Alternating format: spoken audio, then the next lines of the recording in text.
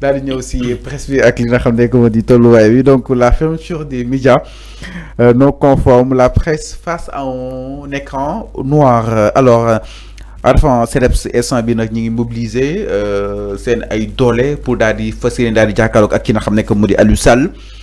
Alors Arfan mémorandum sur les 13 mois de Diomaye presse bi metti na loolu waaye itam dund na si loolu lu metti concrètement Arfan ñu ne ministre bi peut-être mën na woo pour ñu déposer li nga xam ne que moo di dossier yi waaye lu mu mënta def mooy tëj da nga ko war a bàyyi ak li nga xam ne que moo di Sénégal déjà le collège bu Sénégal mi ngi doon ay jafe-jafe parce que ba tey jii mënuñu ñoo installé ña nga xam ne itam peut-être ñoo fa war a toog cool aw bokkax lii jëm si war na fa toog wala kon war a faa toog neutraliser na boobu de li nga xam ne que moo di mir naka na ko daal di jàngatee concrètement. li ma leen di ñaan yàlla ñu juboo ñoom.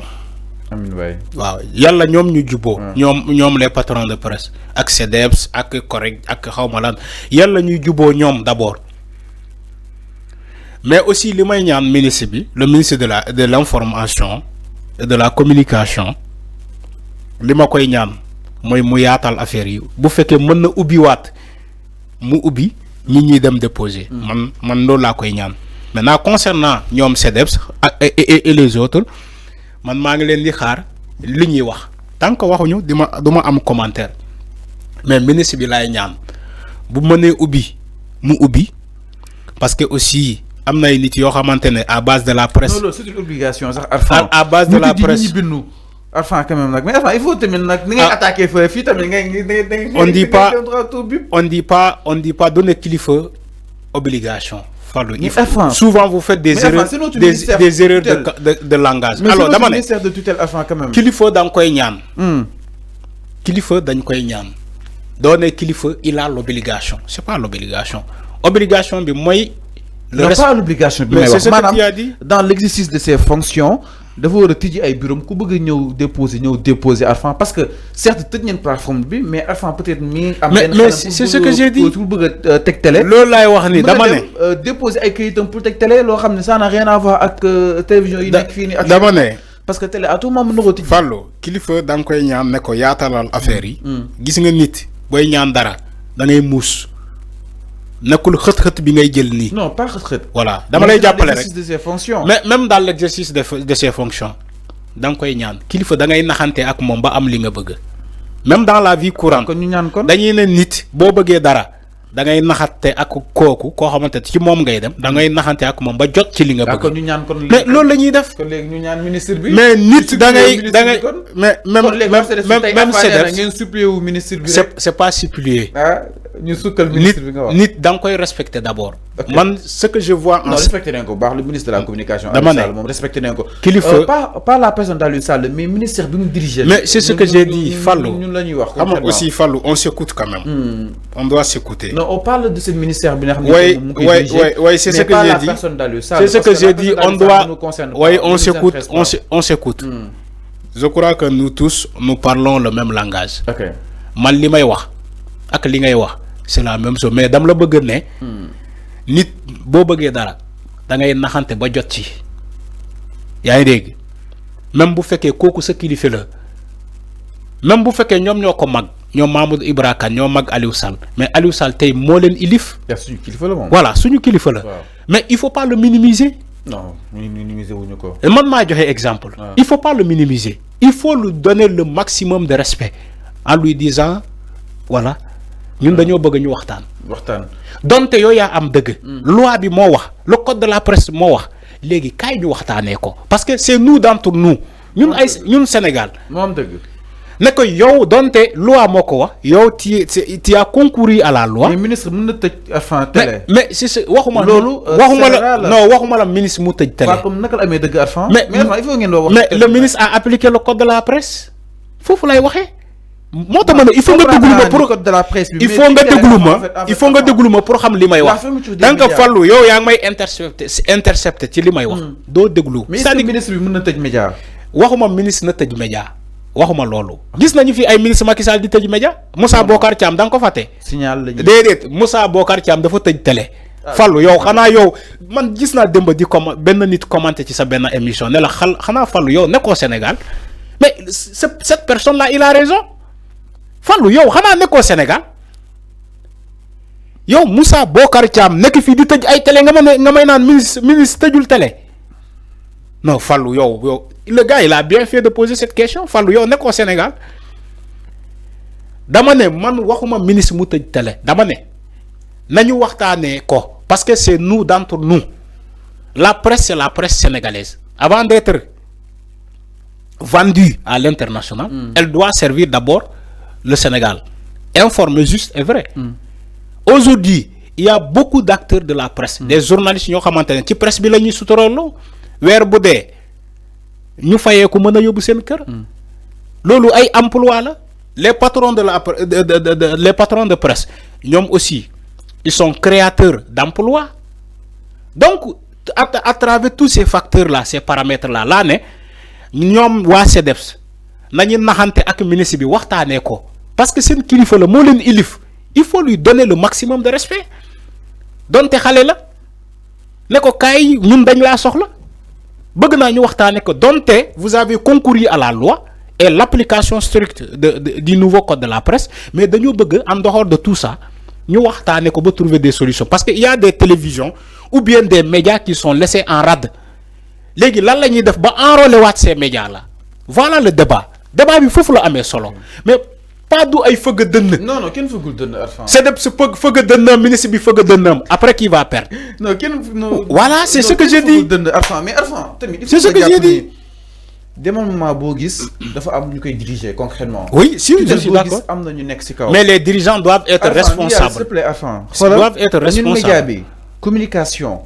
c'est-à-dire dañuy mës di respecter ki nga xam ne que moo di Amadou Sall Aliou Sall autant pour moi le fait que mu jël décision bu nu mel tamit nag Arfan indi ay texam indi ay ku si def lii deen la woolu si kanam yoon ak wàllu yoon wala kon ay sanctions dina tegu est-ce que jàppoon ni ministre bi moo ñëkk a dem de loin que li nga xam ne que moo di CDEPS parce que en fait mën na sax tëj mais li mu si àndalaale sanctions yi si war a mën a fekk ñun journalistes yi nga xam ne itam peut-être amaana ne ñoo émettre te conformé wuñu ak li nga xam ne que moo di loi bi. Fallou li loi bi tënk. même ministre bi bu demee très loin sa kilifa la. ndax suñu kilifa la nee alors kenn weddi ko mais loolu laa wax ni kenn weddi ko loolu. bul fëgg sa dënn parce que ministre bi ministre voilà d'accord. même ministre bi bu jëlee décision boo xamante ne c'est pas favorable à la presse. déglu bu baax li may wax parce que man du mën naa fekk. man loolu moo ma sonal damay wax dëgg même donte maa ngi loru mais damay wax dëgg dama ne même ministre bi bu jëlee décision boo xamante ne ça va à l'encontre de la presse il faut que ñu xam ni que d'abord suñu kilifa la ñaareel bi ñu won ko ba mu mat sëkk ni que yooyu yaay suñu kilifa mais dañoo bëgg a waxtaan ak yow. mais le président de la République son excellence Bassirou Diomaye Faye lan la doon condamné le CDEPS ci keroog Maïmouna Ndour Faye bu koy poser question bi daf ko ne yéen presse da ngeen am tutelle déglu bu baax li may wax. Fallou man nekkuma kuy gaaw a fàtte parce que je suis un journaliste je suis dans mon métier man duma gaaw a fàtte su ma rappelé président dafa ne Maïmouna Ndour Faye yéen presse bi da ngeen am tutelle mais da ngeen bëgg jéggi seen tutelle.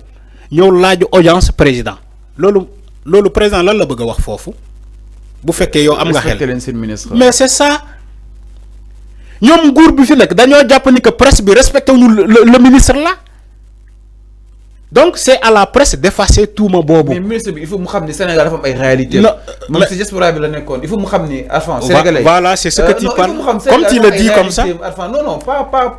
tu crois que le ministre là yéen a ko gën a xam. mais na xam dafa am ay réalités. vous croyez que yéen a ko gën a xam les réalités. chômage bi métti na. mais patron de presse yi li ñu def seen kéem kattan pour employer pas mal justement de travailleurs. Arfan dëkk bi dafa métti. mais Fallou. patron de presse boo ko bëggee jàppale. Sénégal a ses réalités. patron de presse boo ko bëggee jàppale. même. patron de presse boo ko bëggee jàppale. da nga ko ne jëlal say këyit nga dem conformer wu à la loi parce que ñeneen ñi ko def yow gëmuñu la. kenn waxul bu ñu conformer wu de. mais nañu def loolu.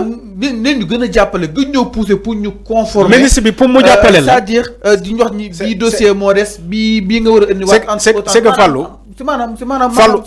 Fallou waxtaan. c'est que Fallou soyons sérieux un peu. mu ne ko tax te fii ak 2 ans. pour nit jàppale la. mu ne ko tax te fii ak 2 ans. dama ne ñu conformer wu léegi. pour nit jàppale la. ok yow ministre bi mënul jël xadar yow nga jël xadar. non ministre fokk mu am kuy jënd glace Fallou. comme jënd glace Fallou na presse bi jënd glace. ñu jënd glace kon. Les patrons de presse ñoom ñoo war a jënd glace. dem ci ministre bi ne ko bëgg nañu ñuy waxtaan. te yow la ñuy yaakaar pour nga yóbbu suñu waxtaan bi lu ñu fi waxtaanee nga yóbbu ko jottali ko te supérieur mooy le président le premier ministre. mais waxuñu ñu tël presse Fallou da ngay déglu. c'est-à-dire que bu ruubee noonu. damaa bëgg nga xam damaa bëgg man lépp li may wax ak man xam naa ko ba pare. damaa bëgg nga wax que ni tëj presse nekkul dama ne lépp li may wax li ngay wax ak man xam naa ko ba pare. mais yow man li may wax loolu nga bëggul dégg. dama ne ñoom ñoo war a waxtaan naxante ak ministre bi ba jot ci lu ñu bëgg mooy en respectant le ministre bañ a jéggi ministre bi dem directement ci président. Lolu état bëggul lolu yaay fateliku l'histoire de Barthélémy Diaz et la mairie de Dakar et le président il a laissé le ministre des collectivités territoriales pour demander une audience à la présidence gars yi ne ko déedéet da ngay dal d'abord ci sa tutelle bala nga ñëw fi.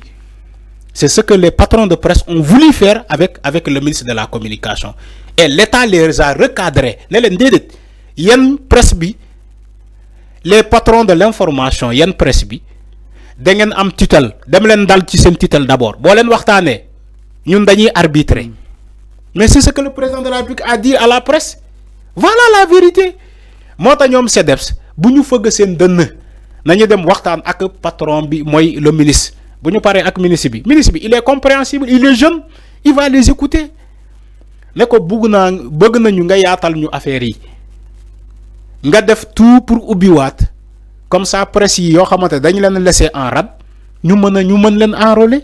maanaam ñu neexal ministre bi daal. du neexal waxtaan ba juboo Fallou yow li nga c'est-à-dire que yow li ngay wax d'accord naa li ngay wax c'est ce que je suis pas d'accord. ñu neexal. waaw bu jaree neexal ñu neexal ko nga neexal ko parce que yooyu xam nga tu sais pourquoi. donc ministre. c'est toi qui es dans le besoin. donc Aliou Sall. mais da ngay neexal. donc Aliou Sall ñu waxtaanee ko rek. waaw xam naa c'est waxtaan bi muy am inchallah di nga leen dalal ñu waxtaanaat. c'est comme ça. nis def pour mën a bàyyi presse bi ñuy liggéey parce que Arfan presse bi ñi ànd ak Ousmane Sonko peut-être ku di fi bañ ñoo sori sax mais fii rek dafa bëri en fait maanaam projet bi ñoom dañ see jàppoon bu baax a baax donc tey ñu retrouvé tey sans emploi dina nekk loo xam ne itam dina métti loolu franchement si ñëpp nag ak aussi si famille yi parce que dafay am ay répercussions Arfan donc loolu il faut ñu daal si war a mën a bàyyi xel bu baax a baax justement gouvernement bi et que incha allah dañ saa di war a mën a bàyyi xel ñu war a mën a sauver exactement la presse jàpp ni tëj du solution